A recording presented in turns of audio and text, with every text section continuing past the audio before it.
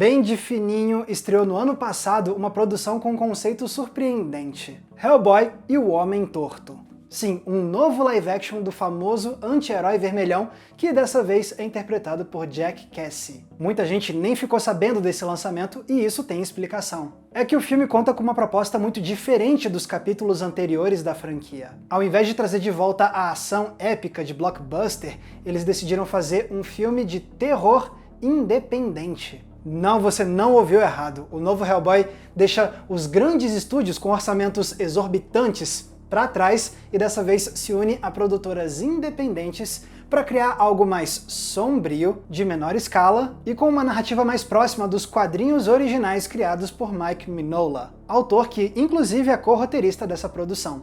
E enquanto eu via esse novo Hellboy, eu ficava pensando não só sobre como essa é uma nova direção para esse personagem, mas também sobre como os filmes de terror independentes foram fundamentais para a história desse gênero cinematográfico. É verdade que muitos dos títulos mais celebrados e importantes do terror foram criados pelos grandes estúdios de cinema. Mas é inegável também que várias produções fundamentais do horror vieram de fora desse sistema, criados com orçamentos muito menores, porém com mais liberdade criativa e com o mesmo desejo de apavorar o público com histórias, imagens e sons pavorosos. Então, se a gente observar esse novo Hellboy, a gente aprende muito não só sobre esse personagem, mas também sobre o fascinante mundo dos filmes de terror independente e como eles moldaram a história do cinema. Felizmente tá facinho de assistir Hellboy e o Homem Torto, porque essa é uma das grandes estreias do mês no Telecine, que são os patrocinadores do vídeo de hoje. Pois é, se você quer ficar por dentro dos lançamentos recentes do cinema, você pode contar com o Telecine, porque todo mês eles trazem grandes estreias, seja com aquele título que você estava doido para ver, ou com aquele que passou batido, mas que merece a sua atenção. Porém, nem só de filmes recentes vivem os fãs de cinema, não é? E é aí que entra outra parte incrível do Telecine, que é o seu catálogo de filmes clássicos, com produções que mudaram a história, vindas de épocas e de países variados. E se não bastasse isso tudo, você ainda pode contar com as listas que eles montam com curadoria humana para te ajudar a escolher o seu próximo filme. Para ver isso tudo é muito fácil, você pode acessar o Telecine através do Globoplay ou por meio dos canais de TV por assinatura e mergulhar de cabeça no seu próximo filme. Filme esse que, a propósito, pode ser um dos vários títulos de terror independentes que estão disponíveis no catálogo do Telecine. Até porque se a gente se aprofundar neles e no novo Hellboy, a gente aprende muito sobre a importância da história do terror independente. É isso que a gente vai explorar hoje e pode se tranquilizar porque eu não vou dar spoiler de nada nesse vídeo aqui. Beleza? Ok, antes de mais nada é importante a gente conhecer mais sobre Hellboy e o Homem Torto. O novo capítulo da franquia é dirigido por Brian Taylor, que também assina o roteiro ao lado de Christopher Golden e de Mike Mignola, ninguém menos que o quadrinista que criou o Hellboy. O que por si só já chama a atenção. Por mais que o Mignola tenha se envolvido com as adaptações anteriores, essa é a primeira vez em que ele de fato assina o roteiro de um filme do Hellboy. E pra trama desse filme eles foram direto na fonte, porque essa é uma adaptação do arco O Homem Torto, publicado na revista do Hellboy lá em 2008. Aqui a gente volta para os anos 50, vendo um Hellboy mais no começo da carreira. Após um acidente, ele e a colega, a agente Bob Joe, vão parar num vilarejo isolado e estranho, onde eles vão ajudar um homem a resolver os seus problemas inacabados com uma entidade assustadora que assombra o lugar, o Homem Torto. E nessa vão surgir bruxas, demônios, espíritos do passado e todo tipo de problema, não só para desafiar os protagonistas, mas também para fazer o Hellboy confrontar alguns dos seus maiores traumas. Quando esse filme foi anunciado, ele pegou muitos fãs de surpresa. Afinal, desde que o Guillermo del Toro comandou o primeiro live action de Hellboy, lá em 2004, a gente viu o personagem retornar ao cinema sempre com grandes blockbusters, produções caríssimas lançadas por grandes estúdios como Columbia, Universal e Lionsgate, o que possibilitou criar aventuras grandiosas e explosivas para o personagem. Porém, depois do filme de 2019, dirigido por Neil Marshall e estrelado pelo David Harbour, o personagem acabou deixando todo esse mundo para trás, porque foi anunciado que o novo filme do personagem seguiria um caminho muito diferente. Ele seria uma produção independente. Tá, mas calma, para começo de conversa, o que classifica um filme como independente? De forma resumida, um filme independente é aquele criado fora do sistema dos grandes estúdios, aquelas megacorporações que têm rios e rios de dinheiro para bancar os filmes. Afinal, não é todo cineasta que consegue chamar logo de cara a atenção desses grandes estúdios. Então muitos desses artistas começam no mundo do filme independente, bancando a produção do próprio bolso ou se unindo a produtoras e distribuidoras menores. Empresas que não conseguem competir com os orçamentos altíssimos dos grandes estúdios, mas que conseguem sim bancar produções com orçamentos mais baixos. E ainda bem que existe o mundo do cinema independente. Não só porque ele ajuda a revelar novos talentos, mas também porque é do mundo independente que surgiram vários filmes que mudaram a história e se tornaram muito populares. Isso vale para vários países ao redor do mundo. No Telecine a gente encontra exemplos disso hoje mesmo. Seja com Cães de Aluguel nos Estados Unidos, com Cléo das 5 às 7 na França, ou com Rio Zona Norte e Rio 40 Graus aqui no Brasil, só para citar alguns exemplos. E o mesmo vale para os filmes de terror. Sim, vários dos títulos mais celebrados do terror foram criados pelos grandes estúdios, e a gente vê isso no catálogo do Telecine também. Lá você encontra exemplos como Halloween, Psicose e Carrie a Estranha. Porém, vários filmes independentes conseguiram furar a bolha e mudar a história do cinema. No catálogo do Telecine tem dois exemplos perfeitos disso. O primeiro é A Noite dos Mortos-Vivos, o revolucionário filme de George A. Romero, que simplesmente inventou o zumbi moderno. O Romero fez essa obra-prima de forma totalmente independente, com um orçamento baixíssimo e usando táticas de cinema de guerrilha. O resultado foi uma obra chocante para a época, apresentando os zumbis como o cinema nunca tinha visto antes, como essas criaturas que voltam da morte para consumir carne humana. E mesmo sem a ajuda de grandes produtoras e distribuidoras, A Noite dos Mortos-Vivos se tornou um fenômeno do terror, catapultando Romero para o estrelato e influenciando todas as obras de cultura pop sobre zumbis desde então. E o outro exemplo clássico que tem no Telecine é daqui do Brasil. A Meia-Noite Levarei a Sua Alma, de José Mojica Marins. Esse é o filme que nos apresentou pela primeira vez ao eterno Zé do Caixão, interpretado pelo próprio Mojica. A essa altura da vida, o diretor ainda era iniciante e nada famoso. E para financiar a sua obra de terror, o Mojica não pôde contar com um grande estúdio para bancar. Pelo contrário, ele pediu ajuda financeira para a família, para os amigos e até mesmo vendeu a própria casa com tudo que estava dentro. Mas assim ele pôde contratar alguns veteranos do audiovisual, como o diretor de fotografia Giorgio Attili e o cinegrafista Oswaldo de Oliveira. E por mais que o Mojica ainda fosse novato, ele conseguiu criar um filmaço com um uso extremamente criativo da linguagem cinematográfica. E assim, com o passar do tempo, cada vez mais A Meia-Noite Levarei a Sua Alma foi sendo apreciado como um dos melhores filmes brasileiros de todos os tempos, inspirando incontáveis diretores de terror nacional nas décadas seguintes. Ok, mas o que essas histórias têm a ver com o novo Hellboy?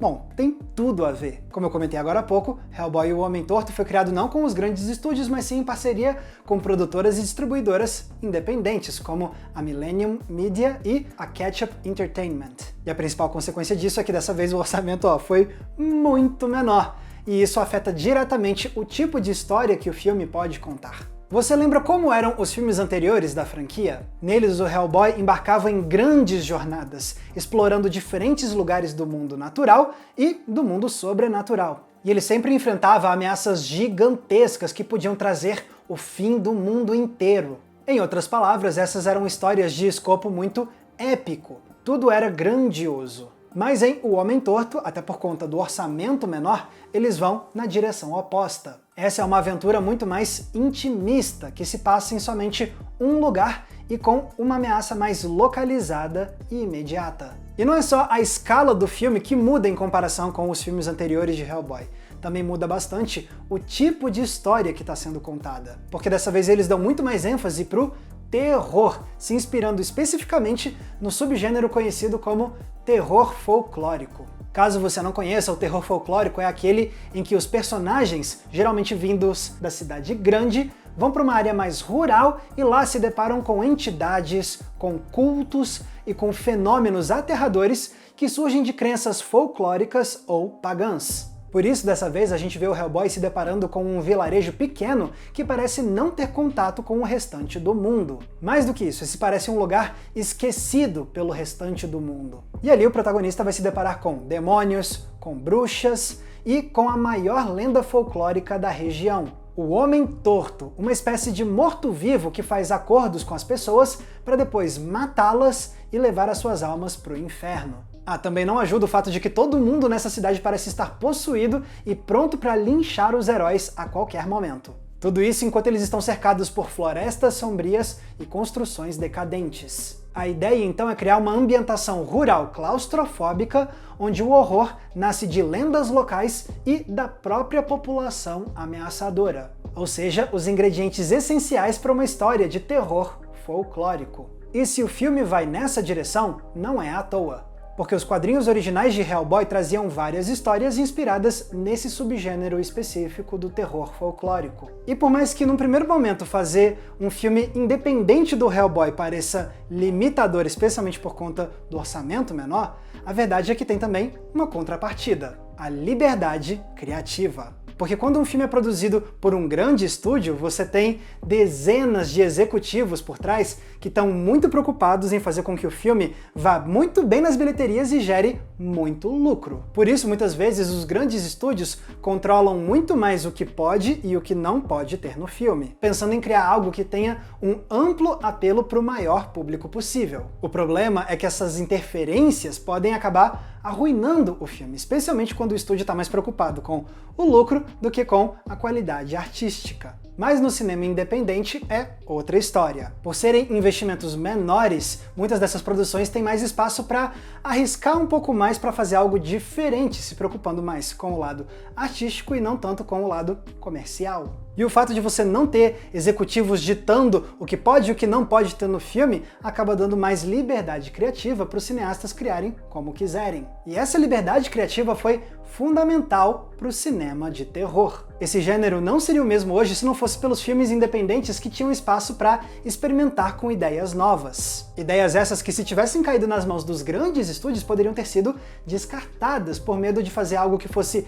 repulsivo ou estranho demais e que iria mal nas bilheterias. O já mencionado A Noite dos Mortos-Vivos é um ótimo exemplo disso. Ele se tornou um fenômeno, em grande parte, por trazer um horror mais gráfico e nojento, de um jeito chocante que você não via nas produções dos grandes estúdios naquela época. Também tinha o fato do Romero ter escalado Duane Jones, um homem negro, para ser o herói do filme, algo que os grandes estúdios de Hollywood ainda tinham muita resistência em fazer naqueles tempos com as suas produções de horror. E essas escolhas do Romero foram acertadíssimas. Com a nojeira dos zumbis comendo carne humana, o diretor elevou o terror americano para novos patamares de escândalo. E com a escalação do Jones como o herói, o filme ajudou a demonstrar a importância de ter mais diversidade nas produções americanas de horror. Tudo isso fez escola, com centenas de produções nas décadas seguintes, seguindo o exemplo do Romero, que só pôde fazer esses experimentos porque ele tinha liberdade para criar como quisesse. O mesmo pode ser dito de A Meia-Noite Levarei a Sua Alma. Para a época, esse filme foi escandaloso, especialmente por suas fortes temáticas sexuais. Mas você não tinha nenhum grande estúdio controlando o Mojica, então ele pôde explorar essas ideias como ele queria. E isso ajudou a abrir as portas para um cinema brasileiro mais escandaloso nos anos seguintes, em especial com o cinema marginal e com a pornochanchada. E até hoje a gente continua vendo como os filmes de terror independentes continuam experimentando com ideias que os grandes estúdios não querem abordar. No Telecine tem um exemplo muito recente disso. O terror independente e experimental Esquina Marink, Canção de Ninar, dirigido por Kyle Edward Ball, que é sobre duas crianças que começam a passar por experiências inexplicáveis durante a madrugada em casa com os pais. Só que isso é criado com uma narrativa totalmente não convencional, de ângulos de câmera estranhos, montagem confusa e trama mais enigmática ainda. A gente sequer vê os rostos dos personagens. Diz aí qual seria o grande estúdio que toparia tranquilamente bancar algo tão diferente do que o grande público está acostumado a ver. Difícil demais. Eu penso também em Natureza Violenta, outro terror indie recente que tá no Telecine e que repensa os filmes de psicopatas mascarados ao nos colocar no ponto de vista do assassino ao invés das vítimas. o que cria vários momentos mais lentos em que vemos o personagem indo calmamente atrás dos seus alvos. De novo, você consegue imaginar um estúdio grande de Hollywood pirando nessa ideia e apostando rios de dinheiro nisso? Difícil também. Mas é justamente essa a graça da liberdade criativa proporcionada pelo cinema independente. E isso tudo ajuda a explicar por que o novo Hellboy conseguiu ir numa direção tão diferente dos filmes anteriores. Por não estar mais sob o comando de um grande estúdio, essa produção pôde ser ousada e tomar o rumo que queria para apostar em algo mais sombrio e de terror, ao invés de continuar no gênero de ação mais acessível para toda a família, como era antes. So many sinners in this consecrated ground. Fora isso tudo, Hellboy e o Homem-Torto também se diferencia do restante da franquia por conta da sua estética. A direção de arte fica mais sóbria, com tons escuros dominando a tela e fazendo o vermelho da pele do protagonista se destacar mais. Os cenários são mais apertados e angustiantes. E diferentes quadros do filme trazem composições muito estilizadas. É uma abordagem estética que inclusive demonstra como o novo Hellboy quer se assemelhar aos filmes de terror independentes da última década que estão tão em voga. Afinal, todo fã de terror hoje sabe que alguns dos títulos mais aclamados desse gênero nos últimos anos vieram justamente do cinema independente. Nos anos 2010 a gente começou a ver distribuidoras e produtoras independentes como A24, Neon e Shudder apostarem em produções de terror autoral, com histórias originais e conceitos estranhos nos quais os grandes estúdios normalmente não apostariam.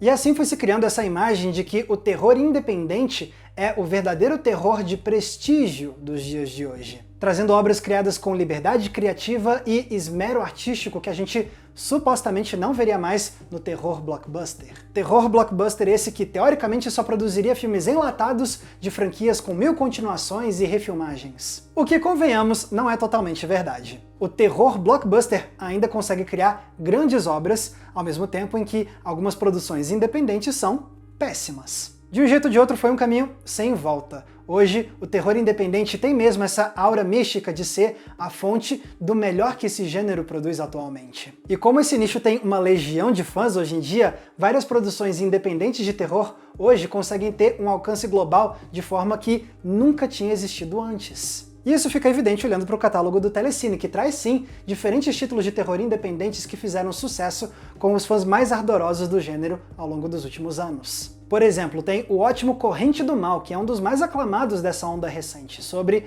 uma maldição que é passada adiante por meio de relações sexuais.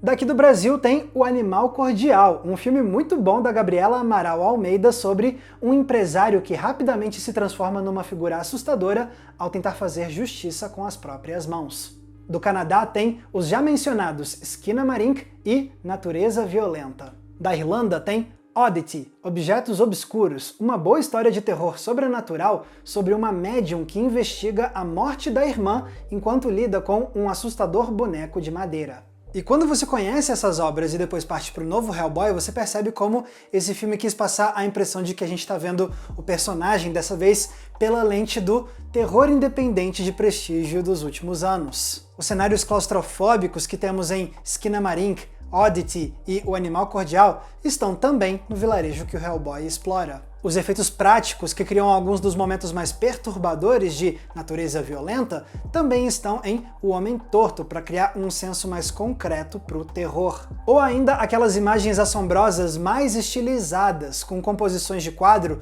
planejadas para encher os olhos com imagens inquietantes. Elas aparecem em todos os exemplos que eu citei agora há pouco, pois elas também estão no novo Hellboy, em especial nos momentos que retratam os traumas passados do personagem. E para além disso tudo, tem também o ímpeto de experimentar e subverter. Se o cinema de terror independente da última década ganhou prestígio, foi também em parte graças às propostas inusitadas, como aquelas que eu destaquei. É Skinamarink filmando tudo de forma oblíqua, ou Natureza Violenta mostrando um filme slasher pela perspectiva do assassino. Beleza, comparado com esses aí, o novo Hellboy pode não parecer um filme super experimental de vanguarda, mas ele tem sim um ímpeto de experimentação no que diz respeito à própria franquia de Hellboy, aproveitando a maior liberdade criativa para propor uma direção diferente e ousada para o personagem no cinema. Sim, soa estranho saber que o novo filme de um anti-herói dos quadrinhos se aproxima hoje mais do cinema de terror independente do que dos filmes épicos de super-herói, que foi o que fizeram o Hellboy ficar mundialmente famoso no cinema. Mas quando você faz esses paralelos entre o novo Hellboy e o terror contemporâneo independente, você percebe que esse é um diálogo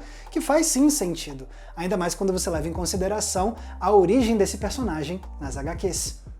Some kind of booby trap. Spell. Pode ser então que Hellboy e o Homem-Torto tenha passado despercebido por muita gente, especialmente por conta da sua proposta diferente do restante da franquia. Mas se o filme merece atenção é porque ele propõe uma nova direção para a trajetória cinematográfica desse personagem. Em tempos em que tantos de nós sentem uma certa fadiga com os filmes de super-herói dos grandes estúdios, você vê esse personagem dos quadrinhos ir em outra direção e experimentar com uma proposta de terror e ainda por cima independente. E se isso ainda parece fazer sentido é porque essa abordagem está, na verdade, aproximando o Hellboy das suas origens nos quadrinhos de Mike Mignola. Tudo isso enquanto o filme alinha a franquia com as tendências do terror atual e reconhece a importância que o cinema independente teve pro horror. Pode ser uma mudança de direção inesperada, mas ela com certeza me faz ficar curioso para ver o que mais vão fazer de novo com o Diabão Vermelho no cinema daqui em diante. E se você ficou curioso para ver em primeira mão Hellboy e o Homem-Torto, aproveita que ele está em cartaz agora mesmo no Telecine. E depois você ainda pode emendar uma maratona de filmes de terror independentes com os títulos que eu mencionei nesse vídeo de hoje. E isso sem contar centenas de outros títulos de todos os gêneros e de épocas diferentes